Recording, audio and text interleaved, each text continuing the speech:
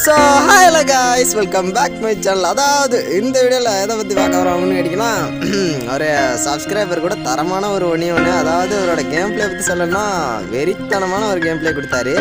சத்தியமாக சொல்லணும்னா என்ன சொல்கிறது, என்ன நீங்களே பாருங்கள் என்ன அப்படின்னு எனக்கே ஒன்றும் புரியலைங்க. அப்படி நம்மளோட வந்துட்டு தமிழ் சப்ஸ்கிரைபர் கிடையாது, ஒரு ஹிந்தி சப்ஸ்கிரைபர். ரொம்ப நாளாகவே என்கிட்ட ஒன்று கேட்டுருந்தாரு. ஹிந்தியில் தான் கேட்டார், தமிழ்லாம் கேட்கல.